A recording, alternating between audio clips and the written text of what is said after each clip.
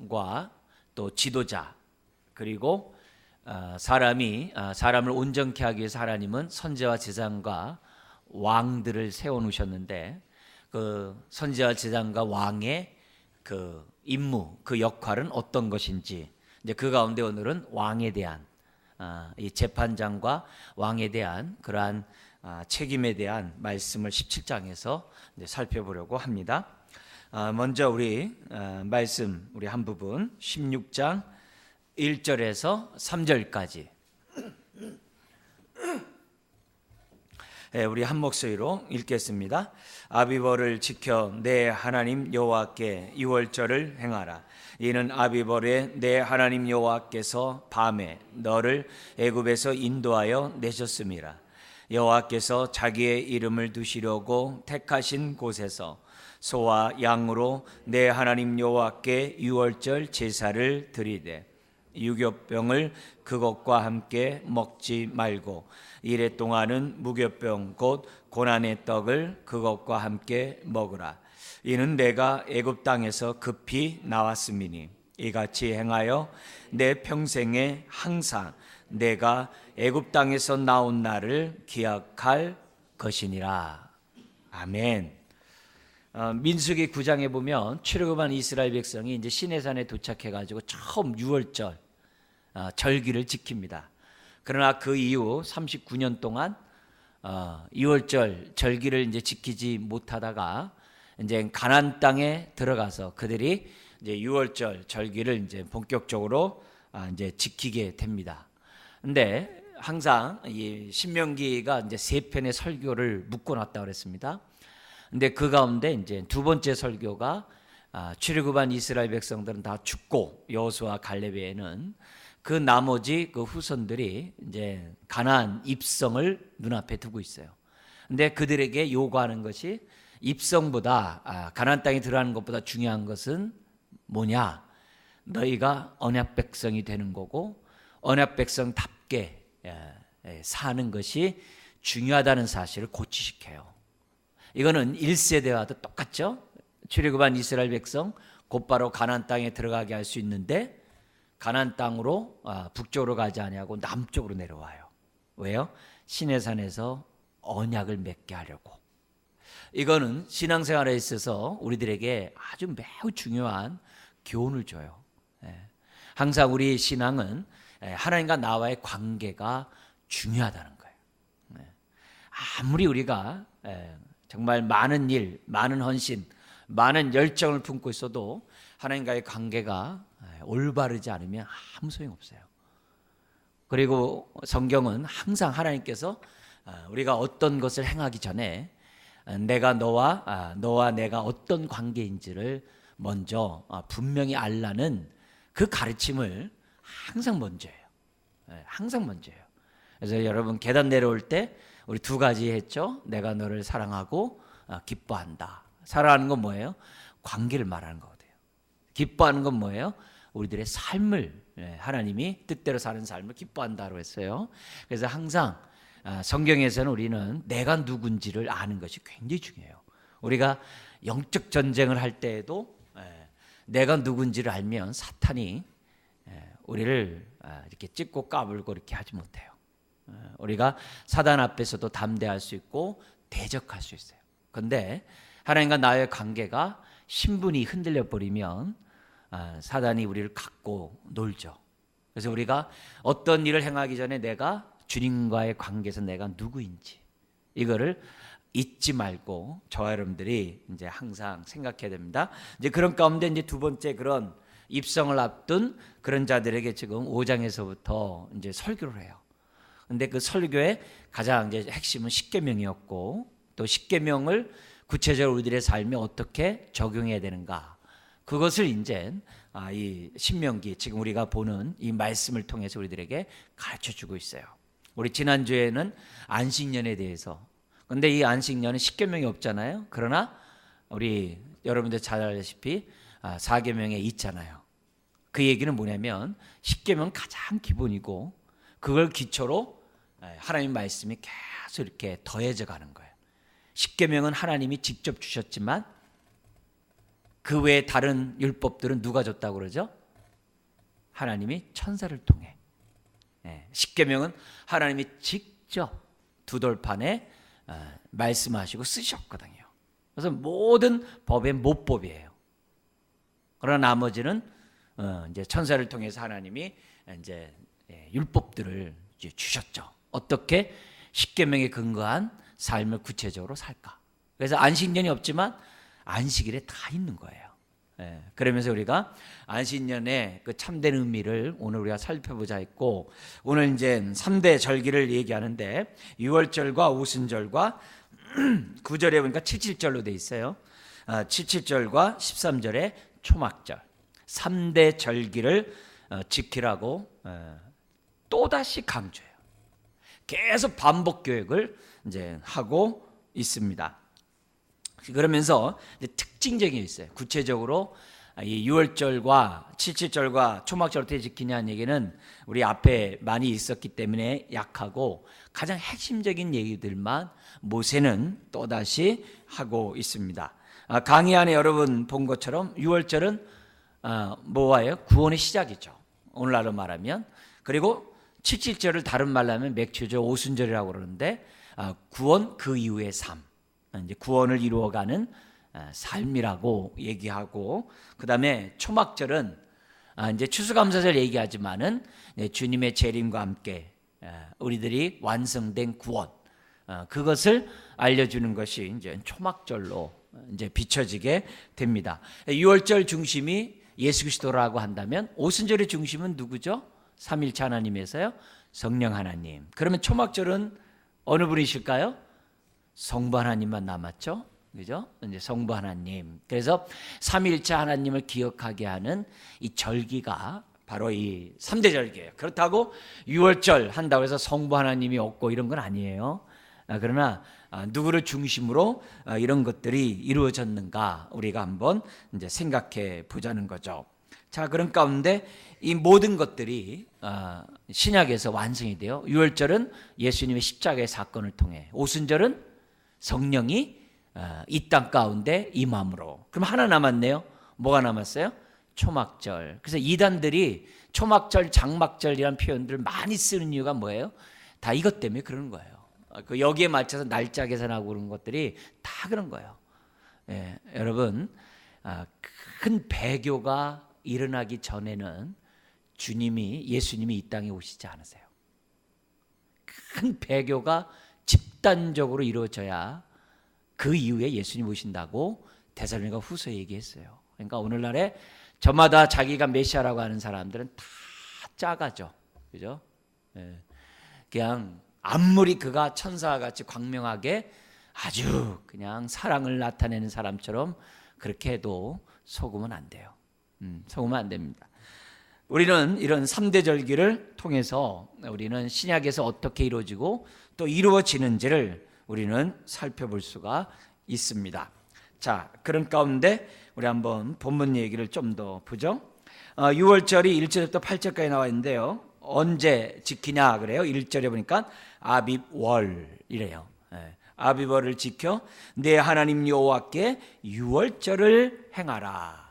6월이란 뜻은 뭐냐면 이게 넘어가다는 뜻이에요. 뭐가 넘어가다는 뜻이에요? 그러니까 재앙이 넘어가다 이게요. 왜냐하면 장자, 어린 양의 문설 그 피를 문설주와 임방에 바르지 않는 집에는 장자가 다 죽었거든요. 그러나 그 피를 바른 자는 재앙이 넘어갔잖아요. 넘어가다는 게 6월절이에요. 근데 넘어간 것으로 끝나는 게 아니라 그 집에서는 뭐 하고 있었어요? 그 집 안에서는 어린 양의 피가 임방과 문설주에 발려져 있는 그 집 안에서 뭐 하고 있어요? 모든 사람들이 여종이고 뭐고 할 것 없이 남종 할 것 없이 뭐 하고 있어요?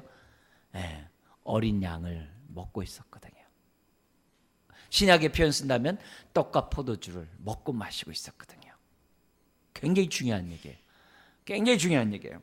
자, 그런데 이 아비벌이 이제 실록의 계절인데 우리나라 3, 4월, 그러니까 이 3월 말에서 4월 초에 해당되는 절기입니다. 근데 바벨론 포로 이후에는 니산월이라고 이 바벨론 그 달력으로 니산월으로 이제 표현하기도 합니다. 이때 뭐라 그러냐면은 이제 10일 저녁에 이제 어린 양이나 염소를 잡아가지고 이제 뭐라게요? 이제 나중에 14일 날 잡아놓은 것을 가지고 이제 14일서부터 이제 일주일간 이제 이 무교절이겠죠. 이제 누룩을 넣지 않는 무교떡과 함께 유월절을 갖다가 이제 지키게 됩니다. 그러니까 유월절은 한 달이고 나머지 이제 7일 동안은 이제 무교절로 지키는 그런 이제 절기입니다. 자, 그러면서 왜 그들이 아비벌의 여호와께 유월절을 지켜야 되는가? 1절 하반절을 보니까 중요한 얘기가 나와요. 밤에 너를 어디에서 인도했다고 그래요? 애굽에서 인도하여 내셨습니다 하면서 그날을 기억하라 이렇게 돼 있어요. 이건 너무 이제 중요한 거죠. 2절 3절에서도 반복됩니다. 뭐가 반복되면 그날을 기억하라.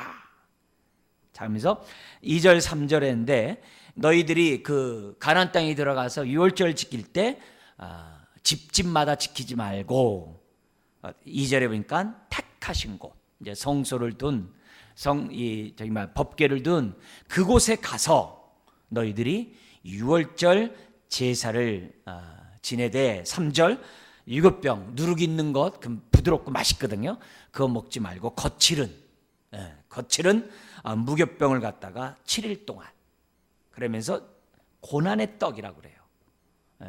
그래서 종되었던 그 고난도 생각하지만은 그 기간에 드디어 너무나도 급히 나옴으로 인해 가지고서 누룩을 갖다가 놓고 이렇게 부풀게 할 수가 없는 거죠.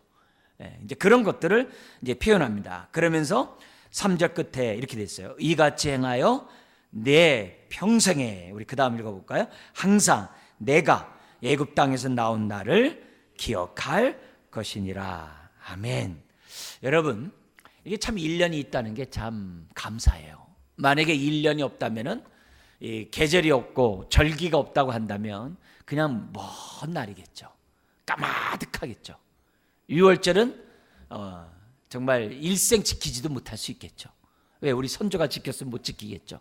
근데 그게 아니라 그래도 1년이 있고 한 해가 있어가지고 그래도 12달로 하나님이 우리 사도행전에 있는 것처럼 다 나눠 놓으셔가지고 우리가 이제 6월절 때가 딱 되면 우리는 어떻게 돼요?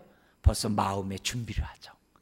그래서 우리는 오늘날 이제 6월절에는 이제 고난주간을 통해서 우리가 지키고 있는데 이제 그런 절기가 우리에게 있어야 되는 거죠. 왜요? 우리 하나님이 영원토록, 그러니까 영원토록이라도 이 땅에 있는 동안 항상 내 평생에 항상 그날을 기억하라고 그러거든요. 그러니까 우리가 하나님께서 우리들에게 고난주간을 딱 주시는 게 얼마나 감사해요. 그래도 너무나도 바쁘고 고난주간도 자꾸 잊어버리니까 우리 선조들은, 믿음의 선배들은 어떻게 했어요? 사순절을 지켰거든요. 왜요? 고난주간이 고난주간답게 좀 준비 좀 하자는 거죠. 그래서 사순절, 이 40일 동안 마음의 준비를 하는 가운데 고난주간을 맞이하는 거죠.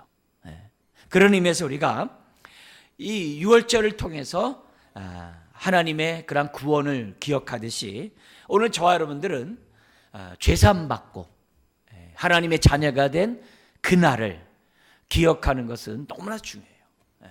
그래서 개인적으로 내가 죄사함 받고 하나님을 인격적으로 만난 날, 그날을 기억하는 것도 좋지만 그날보다도 어떻게 보면 더 기억해야 될 날은 언제냐? 하나님과 사람 앞에서 신앙 고백하면서 내가 예수 믿겠다고 다짐하면서 세례를 받은 그날, 사실 그날이 더 중요하다고 볼 수 있어요. 왜요? 개인이 인격적으로 만난 날은 하나님과 자기와의 관계예요. 그러나 성경적으로 보면은 하나님이 우리에게 요구하는 것은 뭐냐면 사람 앞에서 예수 그리스도를 믿는다고 시인하는 그것을 귀여기거든요. 그런 의미에서 이 세례 받는 그거는 너무 중요해요. 그래서 세례를 받는 그날을 기억하고 그날에 감사한다면 얼마나 좋아요. 근데 감사에게도 대개 세례를 받은 때가 언제예요? 봄, 가을이거든요. 봄, 가을이거든요. 부활절과 추수감사절 봄 가을에 받아요. 그래서 그때는 집단적으로 우리는 어떻게 해야 돼요?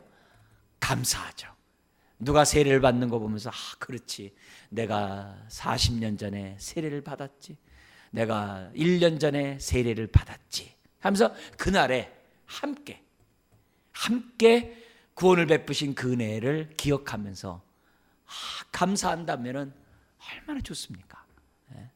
그래서 저희 교회는 항상 세례를 베풀 때 신앙 간증문을 시키잖아요. 반드시 해야 되거든, 신앙 간증문은. 그럴 때 자기의 첫사랑이 다시 떠오르죠. 기억나죠. 맞아. 어떤 성도들은 야, 우리 교회 오기 전에 세례 받기 다행이다 뭐 그래요. 왜냐면 이 신앙 간증문을 해야 되기 때문에 이게 쉬운 게 아니잖아요. 또 그거 하기 위해서 또 교육도 받아야 되고 여러 가지 한다는 게 이제 쉽지 않습니다만, 그러나 하나님과 사람 앞에서 내가 하나님을 나의 아버지, 예수님 나의 구세주라고 고백할 수 있다는 자체가 우리 하나님 말씀의 근거로 볼 때 얼마나 소중한 날인지 몰라요. 우리 하나님께서는 다른 날도 아니라 아주 이스라엘 민족적으로 유월절을 기억하라는 거예요. 유월절을 기억하라는 거예요. 그날에 너희가 애굽에서 인도하여 내셨습니다. 근데 이 지금 두 번째 설교를 듣고 있는 백성들은 어떻게 돼요? 사실 출애굽할 때 나오지 않았던 사람들도 대부분이에요. 그들이 언제 애굽을 나왔어요? 광야에서 태어났는데 대다수가. 그런 얘기하는 게 아니거든요. 그래서 국가적으로 그날을 지킴으로 개개인 하나님 만난 날은 다를 수 있겠지만 그날 기억해서 하나님의 그 구원에 대해서 감사하고 그 은혜를 다시금 뭐예요? 기억하고, 첫사랑을 잃어버렸으면 어떻게 돼요? 회복하고, 그 신앙을 근거로 저와 여러분들이 어떻게 돼요? 살아가라는 거예요. 그래서 특별히 고난주간에 금식들을 하는 거예요. 우리가 닐레이 금식도 하고 막 한 끼 금식, 뭐 오전 금식 막 하잖아요. 왜요?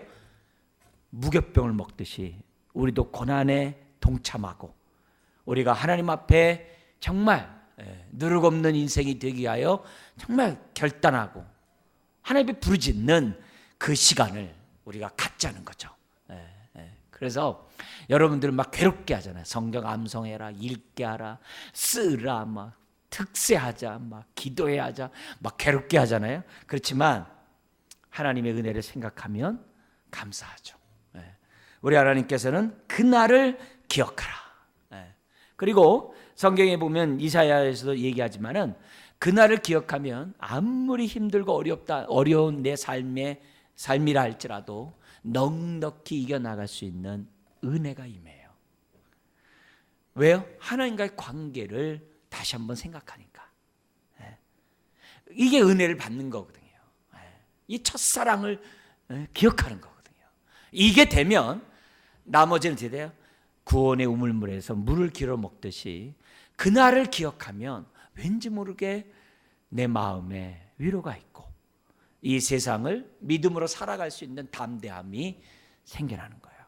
여러분, 구원이 오늘의 정말 생생한 그런 은혜가 되기를, 과거의 구원이 오늘의 은혜가 되기를 주의 이름으로 축원합니다.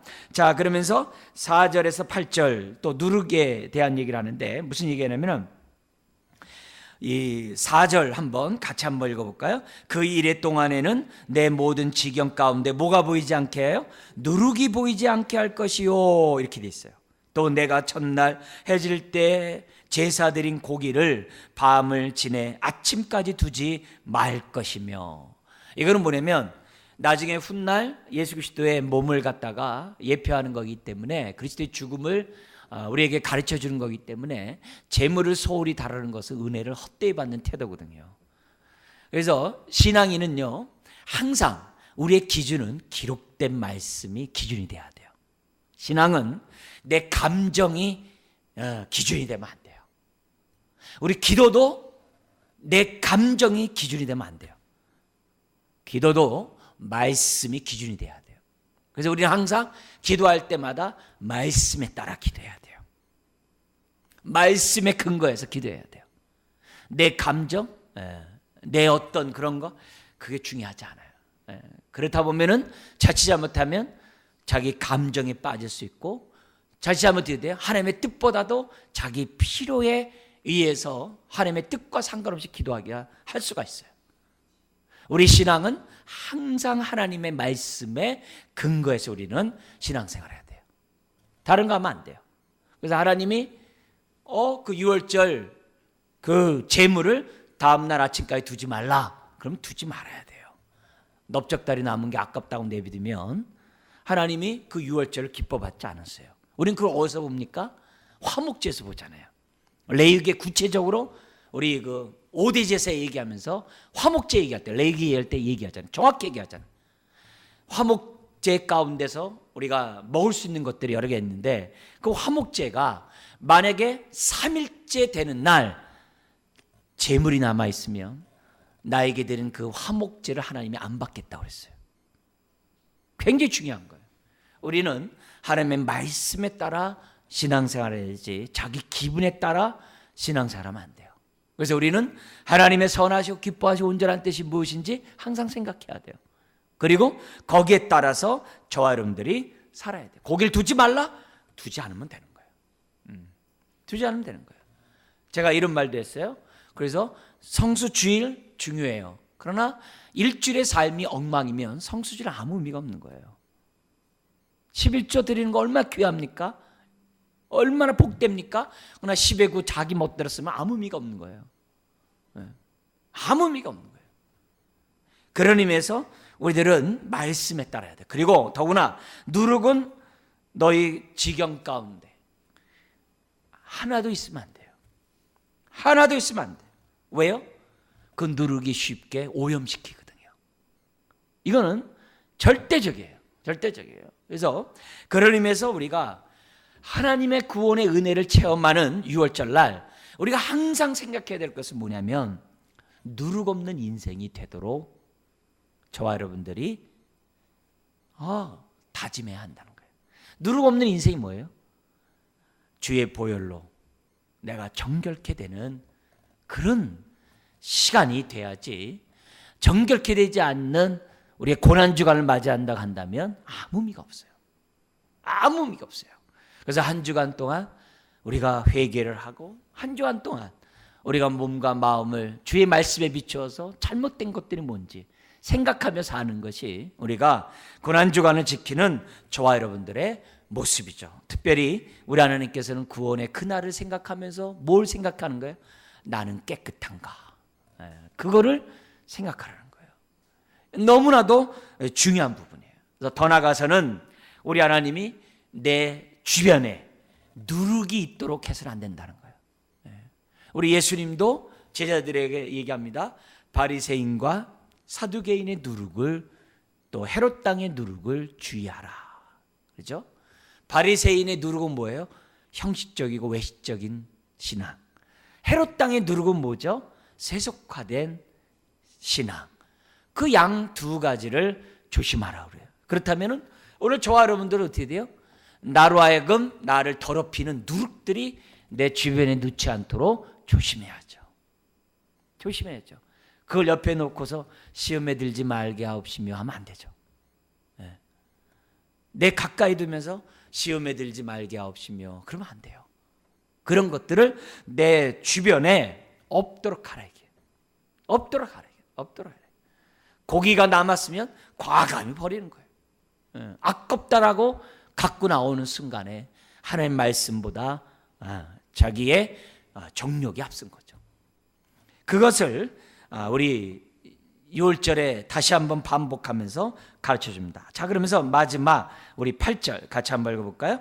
너는 엿새 동안 무교병을 먹고 일곱째 날에 내 하나님 여호와 앞에 성회로 모이고 일하지 말지어다. 여러분, 택하신 곳에서 6월절을 지키고 또 어떻게 돼요? 마지막 그 시간에 어떻게 돼요? 택하신 곳에 나와 성회로 드리래요. 여러분, 항상 신앙은 개인 신앙에서 공동체 신앙으로 넘어가야 돼요. 개인 신앙에만 머무는 신앙은 굉장히 위험해요. 왜요? 내가 제대로 믿고 있는지 안 믿고 있는지 잘 모르거든요. 그래서 내 신앙은 말씀에 비추어서 항상 객관적으로 평가되지만 동시에 그리스도의 몸인 교회 공동체를 통해서 검증을 받아야 돼요. 검증을 받아야 돼요. 그럴 때 그게 뭐예요? 하나님이 기뻐하는 안전한 신앙이에요. 신앙이에요. 우리 가운데 이제 외국 우리 성도들, 다른 나라에 가서 예배 이렇게 드려본 분들도 계십니다만, 이렇게 가서 이렇게 예배 드리잖아요. 어쩌면 그가 믿는 하나님과 내가 믿는 주님이 어쩜 이렇게 똑같은지, 어쩜 똑같은지 은혜를 받아요. 은혜를 받아요. 뭐 러시아에 가든 중국에 가든 뭐 베트남에 가든 말씀을 전하냐, 성도의 교통함이 있어요. 은혜가 있어요. 왜요? 그게 성령의 교통함이고 그게 말씀의 기초로 신앙을 다닐 때 되는 거죠. 그러나 이단들은 어떻게 돼요? 지난 2000년의 역사를 깡그리 무시해버려요. 어느 날 갑자기 본인이 진리를 깨달았다고 그래요. 역사의 단절은 아무 의미가 없는 거예요. 지난 2000년 동안 하나님이 그럼 뭐 하셨어요? 그렇게 생각하면 안 돼요. 성도의 교통함이 있는 지식이, 그 진리가 그게 바르겠냐 이게 아니거든요. 그래서 하나님은 혼자서 우리가 예배 드리는 것도 좋지만 에베소서 2장 14절 이하에 있는 것처럼 왜 예수님이 십자가에서 막힌 다음에 오셨느냐? 성령 안에서 우리가 하나 되어 한 하나님 아버지께 뭐 하기 위해서요? 예배하도록 하기 위해서 예수님이 십자가에서 막힌 다음을 하셨다 그랬단 말이에요. 그래서 예배가 중요한 거예요. 성회로 모이는 것이 중요한 거예요. 이걸 못 깨달으면 어떻게 돼요? 개인과 하나님과의 관계에서만 신앙생활을 하려고 하겠죠. 위험해요. 위험해요. 위험해요. 항상 우리들의 신앙은 말씀에 기초해야 되고 공동체에 우리가 교통함이 있어야 돼요. 우리 하나님은 개인 또 그래서 무교병을 통해서 우리가 어떻게 돼요? 성도 간의 교제. 하나님께의 예배만이 아니라 성도 간의 교제를 기뻐하시는 거예요. 그래서 우리가 점심 먹고 큐티 나눔 합시다 이렇게 하는 이유가 뭐예요? 다 이런 것 때문에 그래요. 은혜를 나누고 내 신앙을 객관적으로 돌이켜볼 수 있기 때문이라는 거예요. 두 번째, 우리 77절 9절에서 12절 나오는데 77절 이건 어떻게 됩니까? 우리 9절 한번 읽어볼까요? 7주를 셀지니 곡식의 낫을 대는 첫날부터 7주를 세어. 그래서 77절, 다른 말로 하면 맥추절, 또 다른 말로 하면 오순절이라고 하죠. 근데 그날에 어떻게 됐냐면 10절 있습니다. 같이 읽어볼까요?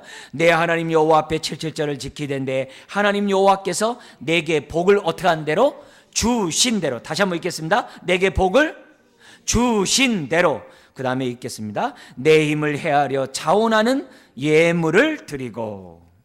여러분, 우리 하나님은요, 없는 것 달라는 분이 아니에요. 이걸 잊으면 안 돼요.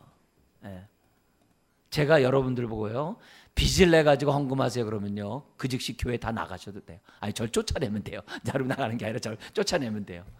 그렇게 하면 안 되는 거예요. 하나님을 섬기는 거는요, 가정을 파탄에 빠뜨리고 도탄에 빠뜨리고 그렇게 섬기는 게 아니에요. 물론 하나님이 어떻게 돼요? 강력한 어떤 마음을 줘가지고 하는 사람도 있죠. 그럴 수 있죠. 그러나 그거는 보편적인 게 아니에요. 그건 아주 특수한 일이에요. 보편적인 걸 갖다가 이 특수한 것도 보편하는 순간 그게 위험한 거예요. 신앙은요, 그게 위험한 거예요. 기적을 갖다 보편화하면요, 그게 이단이 될 수 있는 거예요. 우리 하나님은 특별 계시와 일반 계시를 주셨어요. 특별 은총과 일반 은총을 주신 분이에요. 그걸 우리들이 잘 분별하면서 저와 여러분들이 신앙생활을 해야지, 모든 걸 특별한 것을 보편화하려고 하면 안 돼요. 안 돼요. 안 돼요. 그런 의미에서 이때 뭐라고 얘기하냐면, 하나님은 주신 대로 내 힘을 헤아려. 이 말은 이제 다른 번역을 하면 뭐냐면, 내가 드릴 수 있는 너의 손으로. 남이 억지로 인색함으로 마지못해 강요에 의해서, 그거 아니에요. 헌금은 항상 10절 끝에 있는 것처럼 자원하는 예물이에요. 모든 것이 주께로부터 왔음에 주께로 돌려드립니다. 그래서 헌금은 뭐예요? 과해도 안 되고요, 인색해도 안 되는 거예요. 그래서 우리들이 하나님 앞에 우리가 두 주인을 섬기지 않겠다는 신앙 속에 우리가 헌금도 해야 되지만 받은 바 그 은혜, 하나님은 주신 것을 드릴 수 있도록 주신다 이 말이에요. 없는 걸 달라고 그러지 않는다고. 이거를 저와 여러분들이 잊어서는 안 돼요. 그래서 하나님은 헌금과 헌신은요, 먼저 은혜를 주신 다음에, 은혜를 체험한 다음에, 은혜에 대한 감격이 있게 한 다음에 하게 하시는 거예요. 여러분, 그런 것 없이 하면 대가를 바라게 되고요, 그런 것 없이 하면요, 아까워서요, 신앙 버려요. 안 돼요. 항상 하나님이 우리들에게 요구하는 것은 은혜 가운데 하라 그래요. 아멘. 하나님 앞에 헌신하는 것도 은혜 가운데 해야 돼요. 은혜 가운데 해야 돼요. 그냥 하면 안 돼요. 나 같은 자에게 이런 직분을, 이런 은사를 주심에 감사하고, 그 감사함으로 우리가 하나님을 섬겨야 하는 거죠. 그러면서 모든 절기의 특징이 뭐냐면 11절에 있어요. 너희 가족만이 아니라 너희 가운데 있는 종들도, 또 너희 가운데 있는 객도, 심지어 너희 성에 있는 레위 사람들과 함께, 절기는 항상 함께해요. 혼자 아니에요. 항상 우리는 어떻게 돼요? 공동체 신앙을 갖도록 노력해야 돼요. 그래서 우리가 개인 구원, 죄사함 받고 하나님의 자녀가 되는 거 중요해요. 그러나 공동체 구원은 더 중요해요. 그리스도의 몸의 지체로 부름받고 그리스도의 몸을 세워가는, 그 구원을 이루어가는 성화의 삶은 너무 중요한 거예요. 항상 하나님은 함께 이 공동체의 영성을 우리들에게 가르쳐주고 있습니다. 근데 12절 같이 한번 읽겠습니다. 너는 애굽에서 종되었던 것을 기억하고 이 규례를 지켜 행할지나. 여러분, 7절에서도 뭘 기억하래요? 종되었던 출애굽을 기억하래요. 왜요? 그때 내가 종이었잖아요. 그래서 이때는 7절은 뭐예요? 추수하는 절기잖아요. 그죠? 추수하는 절기이기 때문에 뭐냐면, 여기 낫을 대는 그때가 언제냐면 보리예요. 보리. 그래서 보리를, 이 부활절이 어느 날이에요? 6월절 첫날이 어떻게 돼요? 그게 초실절이라고 그래요. 그래서 초실절 저 북쪽에 있는 사람이 이 보리를 베 가지고서 첫 단을 갖다가 하나님 앞에 첫 이삭을 드리는 날이 초실절이에요. 근데 그 초실절날 주님이 부활해요. 그래서 부활의 첫 열매가 된 거예요. 그게 구약의 초실절이에요. 그래서 나서부터 계속 북쪽에서부터 지금 뭐냐면 보리를 베어와요. 그리고 77이 49째 되면 보리를 다 베요. 그 이스라엘 전체가 보리를 다 베요. 왜냐면 날짜마다 다니까. 그러면서 그때 또 뭐가 나기 시작해요? 뭘 베기 시작해요? 밀을 베기 시작해요. 그러니까 추수철이기 때문에 잔치의 날이잖아요. 농사 져가지고서 추수를 했는데 얼마나 기쁘겠어요. 그러니까 그 잔치에 혼자만 즐거워하지 말고, 너희끼리만 즐거워하지 말고, 뭐라고 그래요? 너가 애굽에서 종되었을 때 얼마나 비참했냐. 지금 가나안 땅에 살면서, 이 은혜의 땅에 살면서 비참한 삶을 살고 있는 사람을 헤아려라. 그게 오순절이에요. 그게 7절이에요. 그래서 우리는 오순절, 우리가 예배를 드릴 때마다, 이제 오늘날은 이제 성령 강림절이잖아요. 예배를 드릴 때마다 항상 우리가 마음에 새길 것이 뭐냐? 하나님, 아직도 하나님을 믿지 못한 그 죄와 사망의 법에서 종노릇하는 그들을 긍휼히 여겨 주시옵소서 생각하면서 우리들이 오순절을 지켜야 되는 거예요. 그걸 우리들에게 가르쳐주면서 항상 요 7절의 모습을 보면 하나님 뭐예요? 있는 것 바치라 했잖아요. 이게 뭐예요? 구원 그 이후의 삶도 하나님이 인도하고 하나님이 축복하신다. 그거를 보여주고 있는 거예요. 그리고 그 은혜를 혼자만이 아니라 함께 나누라. 할렐루야. 요한복음 10장 10절에 예수님이 이 땅에 오신 목적이 뭐예요? 양으로 생명을 얻는 것으로가 아니라 플러스 뭐라 그래요? 더 풍성하게 하기 위하여. 더 풍성한 삶이 예수님이 이 땅에 오신 목적이에요. 여러분, 우리는 예수 안에서 구원받은 것을 만족하지 말고 예수 안에서 성령 충만한 풍성한 인생이 되어야 될 줄 믿습니다. 그걸 우리들이 생각해야 돼요. 그래서 우리는 오순절을 지내면서 성령 강림을 생각하면서 오늘 내 모습 보는 거예요. 주님은 나를 부유케 하기 위해서 가난케 됐는데 나는 왜 부유하지 못한가? 또 부유하면 뭐예요? 이 모든 것이 하나님의 은혜입니다. 생각하는 거예요. 세 번째, 13절에서 15절에 초막절에 역시 일주일 동안, 이때는 오늘날 추수감사절로 우리가 지내고 있는 얘기인데요. 우리 77절과 같습니다. 7일 동안 지키고 이때 14절에 레위인과 로비들까지 다 지키라는 거죠. 자, 근데 이 초막절이 가나안 땅에 들어와 가지고 그들은 정말 광야에서 일주일을 초막을 지면서 그들은 지냅니다. 그리고 오늘날 2017년 유대인들은 자기 집에서 자지 않습니다. 특별히 광야에 가서 그들은 일주일간 잠을 자고 최소한 자기 집 베란다에서 잠을 잡니다. 오늘날도. 왜요? 네, 이 초막절을 기억하라고 해서. 그러면 이 초막절이 뭐냐? 가나안 땅에서 들어가기 전에 이스라엘 백성이 광야 40년간 얼마나 힘들었어요. 그래서 그들은 안식인 가나안 땅을 바라본 거예요. 근데 가나안 땅에 들어가면 그들이 그걸로 끝일까요? 아니죠. 하늘나라의 안식을 생각하면서 손으로 짓지 않는 장막, 히브리서에 나오잖아요. 그 하늘나라, 거기를 생각하면서 그들은 초막절을 지켰다는 거예요. 그러니까 오늘 저와 여러분들이 이 땅에 살아가면서 우리는 어떻게 해야 돼요? 이 땅에서 우리 변화산에서 우리 혼미한 세제자가 주여 여기가 좋사오니 초막셋을 짓고 여기서 삽시다, 이렇게 하면 안 되죠. 우리는 하늘나라가 우리의 초막이죠. 손으로 짓지 않은 그 영원한 나라가 우리의 초막이죠. 이 땅에서는 어떻게 돼요?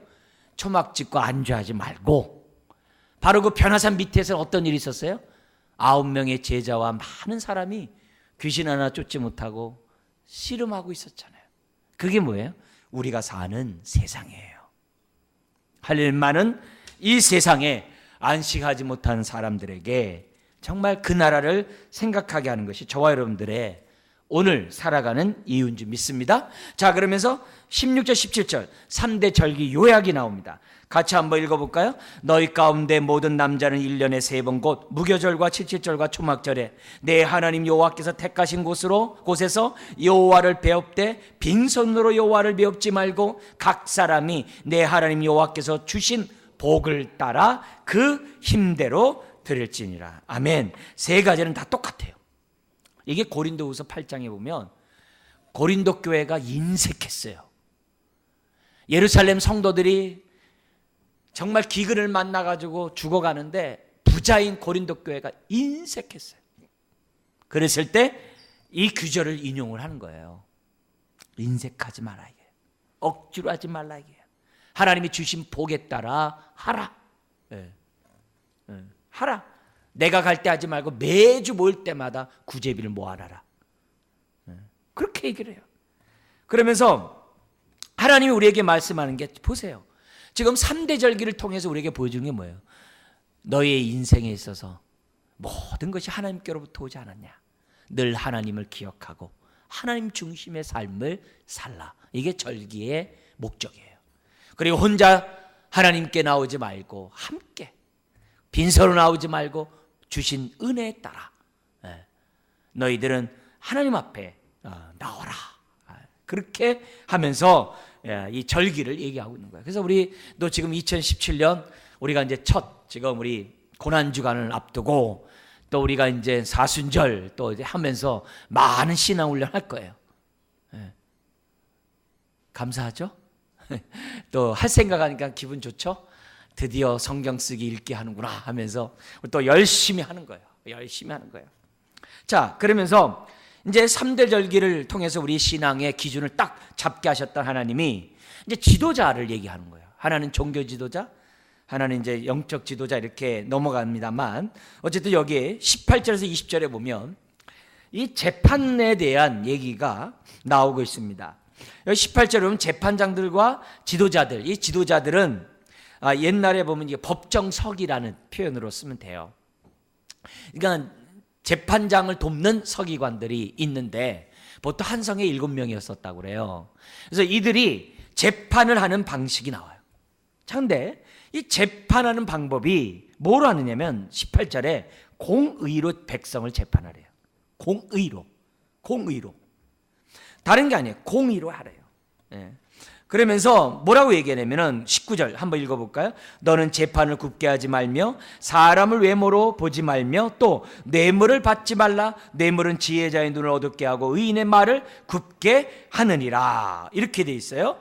여기 외모로 본다는 얘기는 뭐예요? 신분과 지위와 재산을 보지 말고 모든 자가 법 아래 평등하다는 것을. 그러면서 20절 너 다른 것 보지 말고 마땅히 공의만을 따르라.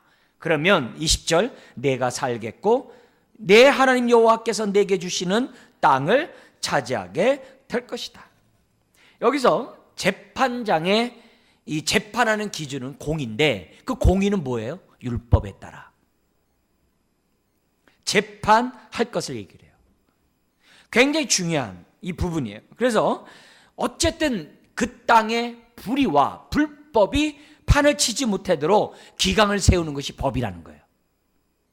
여러분, 이런 의미에서 우리가 이 18절에 20절에 이 법의 중요성을 저와 여러분들 생각하고 사법부가 독립되도록 기도해야 되죠. 더구나 지금 이제 이 탄핵 문제로 여러 가지 참 복잡한 이런 상황 속에서 재판을 굽게 하는 일이 없어야 되겠죠. 법에 따라 재판을 해야 되겠죠. 코에 걸면 코걸이, 귀에 걸면 귀걸이인 이런 세상에서 하나님 공의가 살아있게 해달라고 또 우리 이 밤에 기도해야 될 줄 믿습니다. 자, 그러면서 한 가지 더 얘기해요. 재판의 역할이 21절, 22절에 또 있어요. 재판장의 역할이. 그게 뭐냐? 그들로 하여금 뭐예요?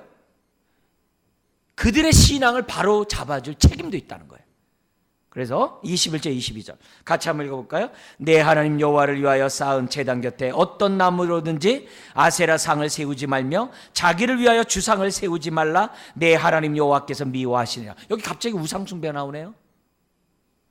이게 뭐냐면 이 재판하는 사람들은 정말 사람들의 신앙 또한 올바르게 해야 될 책임이 있었다는 거예요. 그 당시에 재판장이 그만큼 신앙에 타락한 그러한 성도들이 없도록, 백성들이 없도록 흠없는 제사를 드릴 수 있도록 또 이게 뭐예요? 재판만이 아니라 예배 또한 의롭게 드려야 될 책임이 있다는 것을 지금 뭐냐면 말씀을 해요. 근데 왜 이것이 17장 1절 7절까지 17장 7절까지 연결되고 있어요. 그래서 계속 한번 볼까요? 자, 그래서 연이어서 우리 17장 1절 한번 보겠습니다. 읽겠습니다. 흠이나 악질이 있는 소와 양은 아무것도 내 하나님 여호와께 드리지 말지니 이는 내 하나님 여호와께 가증한 것이 됨이라. 여기 흠이나 악질이 있는 소와 양, 이 말은요, 흠, 모든 악한 것 이렇게 돼 있어요. 그러니까 제사를 드리는데 짐승이 흠이 있으면 뭐예요? 그게 불이잖아요.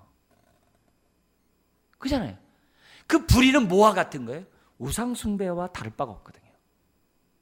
심지어 성경은 또 뭐라 그래요? 불순종은 우상숭배와 다름이 없다고 또 얘기하잖아요. 성경은. 우상숭배가 얼마나 악합니까? 그것처럼 흠 있는 재물 또한 악한 거고 불순종 또한 악한 거라는 것이 성경이 가르치고 있거든요. 같은 모습이에요. 근데 이것을 바로 잡아주는 게 재판장이라는 거예요. 왜요? 이렇게 하는 자를 죽이라고 했거든요. 사람 죽이는 거는 재판장의 허락이 있어야 되거든요. 그래서 2절에도 7절 한번 보겠습니다. 그래서 2절에 만약에 너희 어느 성 중에 사람들이 여호와 목전에 악을 행하고 그 언약을 어긴다. 그리고 3절에 어겨서 다른 신을 우상숭배했다고 하자. 이렇게 얘기를 해요. 연결되는 거예요. 그러면 그 사람에 대해서 어떻게 하냐? 5절 같이 한번 읽어볼까요? 너는 그 악을 행하는 남자라 여자를 내 성문에서 끌어내고 그 남자라 여자를 돌로 쳐 죽이되. 이 재판장의 역할이거든요.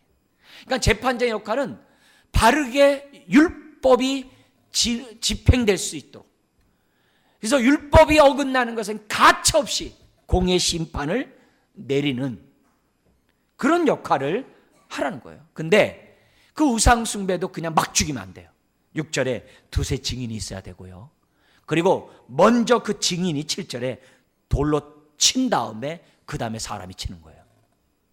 얼마나 엄격하지만 공정한지 몰라요. 그래서 재판장은 법을 세우는데 율법에 의해서 법을 세우다 보니까 뭐까지 포함되는 거예요? 우상숭배까지 포함되는 거예요.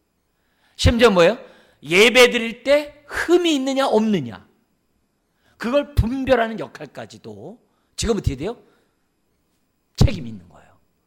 그러니까 재판장의 그 당시 역할이 굉장히 넓었던 것을 우리에게 보여줘요.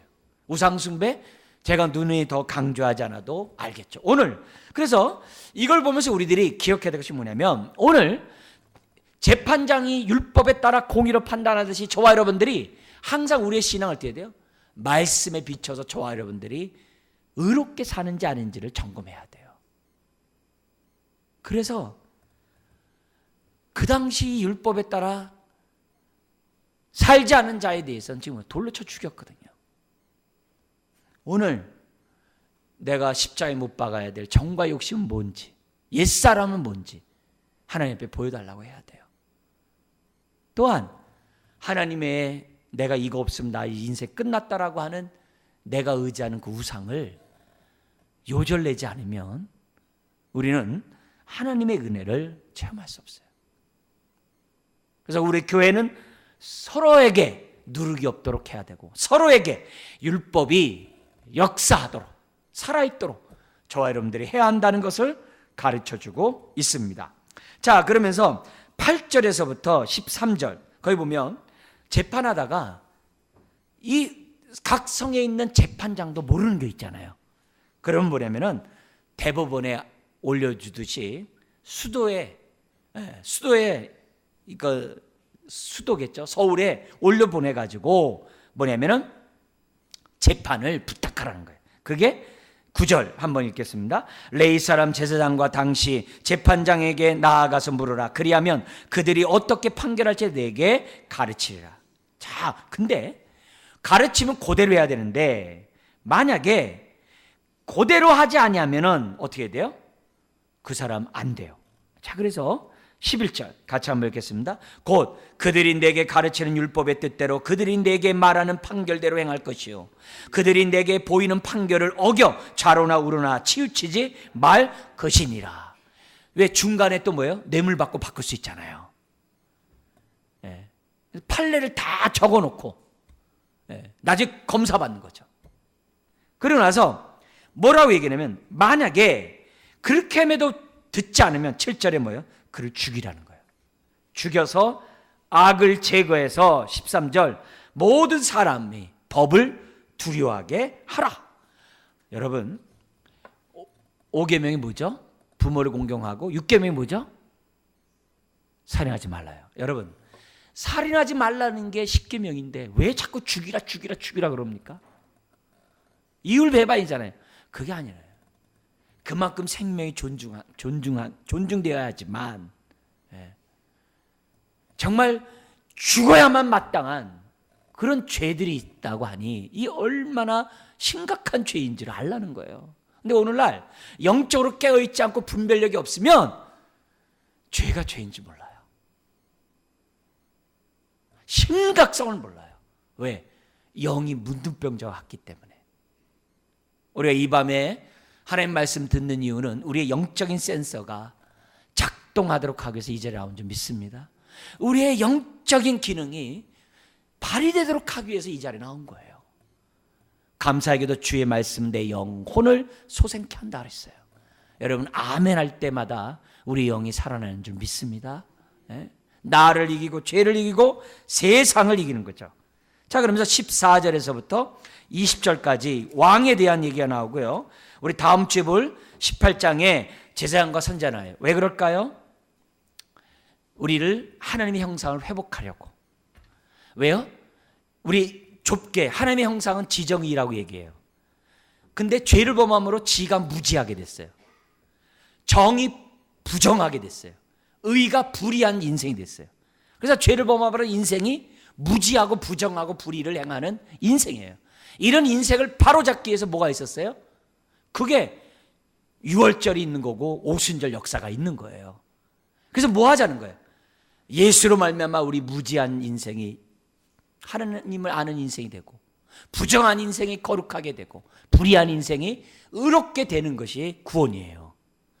이스라엘 민족을 하나님의 형상을 닮아가는 민족을 만들려니까 뭐가 있어야 돼요? 지를 담당하는 선지자와 정을 담당하는 제사장과 의를 담당하는 왕이 있어야 하는 거예요. 그래서 하나님은 세 가지 직분을 구약에 허락한 거예요. 나머지 다음 주에 우리 좀 더 보기로 하고, 여기 왕입니다. 왕에 대한 얘기 간단히 하고 우리 마치도록 할게요. 자, 여기 보면 14절 15절, 거기 보면 15절 같이 한번 읽겠습니다. 반드시 내 하나님 여호와께서 택하신 자를 내 위에 뭐로 세워요? 왕으로 세우라. 그리고 타국인이 아니라 자국민 해라. 근데 하나님이 원해서 왕을 세우는 게 아니라 14절을 보면 백성들이 원해서 왕을 세운다는 거예요. 자, 우리 뭐 나머지 또 나중에 보기로 하고, 그러면 왕은 어떻게 해야 되는가? 다른 게 아니라는 거예요. 왕은 하나님의 율법의 대리자로, 하나님의 통치의 대리자로 왕은 통치를 해야만 한다는 거예요. 그래서 네 가지를 얘기합니다. 자, 첫 번째 16절입니다. 시작. 그는 병마를 많이 두지 말 것이요 병마를 많이 얻으려고 그 백성을 애굽으로 돌아가게 하지 말 것이니 이는 여호와께서 너희에게 이르시기를 너희가 이후에는 그 길로 다시 돌아가지 말 것이라 하셨으며. 이 말은 뭐예요? 전쟁은 말에 있지 않고 하나님께 있다는 거죠. 그죠? 두 번째 17절에 두 가지가 나옵니다. 한번 읽겠습니다. 그에게 아내를 많이 두어 그의 마음이 미혹되게 하지 말 것이며. 두 번째, 왜요? 정략 결혼하지 말라 이게요. 왜요? 정략 결혼하면요 우상 숭배의 원인이 돼요. 세 번째, 그 다음 읽어볼까? 시작. 자기를 위하여 은금을 많이 쌓지 말 것이니라. 많으면 어떻게 돼요? 물질을 의지하게 되고 하나님 의지 안 해요. 그리고요 돈이 많으면 절대 권력으로 가요. 네 번째 18절에서 19절에 있습니다. 같이 한번 읽겠습니다. 그가 왕위에 오르거든 이 율법서에 등사본을 내 이사람 제사장 앞에서 책에 기록하여 평생에 자기 옆에 두고 읽어 그의 하나님 여호와 경외하기를 배우며 이 율법의 모든 말과 이 규례를 지켜 행할 것이라. 뭐예요? 굴림보다 겸손하라. 왕은 말씀의 종인 것을 잊지 말라. 그렇게 돼 있어요. 오늘날 저와 여러분들도 역시 왕 같은 제사장인 저와 여러분도 이 네 가지 원칙 똑같아요. 뭐가 필요한지 우리가 이제 기도해야 되죠. 자, 그래서 마지막 20절 읽고 마치겠습니다. 그리하면 그의 마음이 그의 형제 위에 교만하지 아니하고 이 명령에서 떠나 좌로나 우로나 치우치지 아니하리니 이스라엘 중에서 그와 그의 자손이 왕위에 있는 날이 장구하리라. 여러분, 결국 이거예요. 재판이나 왕의 통치의 기준은 율법이에요. 하나님의 말씀이에요. 오늘 저와 여러분들이 살아가는데 우리의 삶의 기준은 말씀이에요. 그래서 여러분, 내 생각대로 내 경험대로 함부로 결정하고 판단하고 말하지 마세요. 이것이 성경에 근거가 있는지를 생각하고 말하고 생각하고 결정하세요. 그리고 우리는 항상 말씀 앞서면 안 돼요. 말씀이 멈추라는 곳에 멈추고 가라는 곳에 가는 거예요. 그게 오늘 정말 왕같은 제사장으로 하나님의 자녀된 구원받은 저 여러분들의 삶인 줄 믿습니다. 기도하겠습니다. 하나님 아버지, 우리에게 3대 절기를 통하여 모든 것이 하나님 중심, 모든 것이 하나님으로부터 왔다는 은혜 가운데 살라고 하는 하나님의 말씀인 것을 체험하고 주여 살라는 주의 말씀에 우리 순종하는 우리가 되게 하여 주옵소서. 우리 신앙의 중심이 절기 안에 있음을 기억하게 해주시고 우리의 삶이 무엇보다도 왕같은 제사장으로 주의 말씀을 드러내는 인생 되게 하여 주옵소서. 우리의 삶이 하나님의 말씀 되게 하여 주옵소서.